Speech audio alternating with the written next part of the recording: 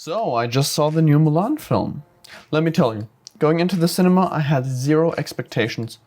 I didn't think it was a good idea to remake a classic like the original animated film as a live-action movie, but admittedly, I was curious enough to go see it. And I'm glad I did. While it's no masterpiece, it definitely surpassed my expectations. I'd say it's a good, fun film, but probably not something I'll rewatch anytime soon. I think it was a very good idea, however, to not completely remake the entire animated film scene for scene, but to adapt it as a live-action piece. In my opinion, leaving out the musical pieces and some of the more comical elements helped give the movie a different direction than the original, and thus some value. I wouldn't say this film is much more realistic than the original, it's really not. Last time I tried kicking an arrow in midair, that didn't go so well. But at least it reads more like a fantasy than a comedic fairy tale now. Right, now that I've reaffirmed my belief that Mulan has a right to exist alongside the original, let's talk about the characters. Most strikingly, they removed Li Shang, the captain and love interest in the original, and split him into two characters. On the one side you've got Commander Tong, played by Donnie Yen, and the foot soldier Chen Honghui. I probably butchered that name, I am so sorry. By the way, splitting one character into two seems to be a theme of this film, but we'll get back to that. Basically, Commander Tong is the leading dominant part of Li Shang, and Chen Honghui is the more empathetic love interest bit. I feel like this division was done quite elegantly and allowed both characters to develop more. A division which didn't work well in my opinion, however, was dividing the original bad guy, Shan Yu, and split him into this guy, Bori Khan, and this girl, Xian Lang. Once again, probably totally butchered that, I am sorry. Bori Khan is basically Shan Yu for all intents and purposes, and while his character is very basic and bare bones, in the live action film it sort of works. We don't need to know much from this bad guy to know that he is the bad guy. It's Xian Lang, also known as the Witch, that's the problem. She's a revered warrior and commands respect. By the way, this woman looks to be in her 40s or so, she's definitely not as young as Mulan. And that's exactly the problem.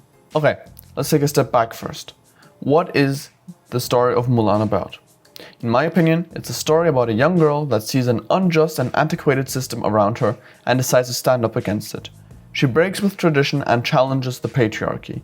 She suffers several blows, but in the end she pulls through and achieves her goal. Her actions are praised by the emperor, the highest authority in the land, and thus she becomes a beacon for hope and a catalyst for change, empowering little girls throughout the country. Great story, and it still holds significance today. Also, this main story is both present in the animated and the live-action version. Now, for argument's sake, imagine there would have already been a girl, 20 years before Mulan, that rose up against the tradition and decides to use her chi as a warrior. Her awesome powers let her rise through the ranks swiftly, even though she is a woman. And soon she's the right-hand woman of the big boss. Even though she's not the top leader, you could say she's managed to succeed in a man's world. Now, what does this say about Mulan? Or how does the presence of another female character like this affect the importance of Mulan's story? All of a sudden, Mulan isn't the cutting-edge pioneer that challenges the patriarchy. She's just another girl that breaks with tradition. She's not the first, it's been done before, and the importance of Mulan's story is so much smaller because of it.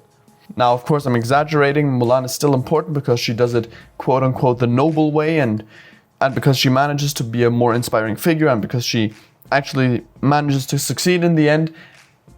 But yet, as a storyteller, you want to make the journey your character has to travel the longest journey possible. So their success in the end is that much sweeter. You want them to be unique, like they're the only person that can achieve this goal. And that's why they matter, because they are made for it. And most of all, you want to raise the stakes as high as possible. In the original Mulan, the stakes are enormous. Not only is Mulan fighting for the future of the Chinese Empire, but she's also fighting for a better role for women within it. In the remake, the stakes are considerably lower, and so is Mulan's importance, because she is no longer the sole driving force on the forefront of gender equality. She's merely someone who continues where someone else has left off. Don't get me wrong, I'm not saying Mulan is unimportant, far from it. All I'm saying is that I don't see the point of the witch being in the movie at all. Because from a storytelling perspective, having the witch exist only diminishes Mulan's importance.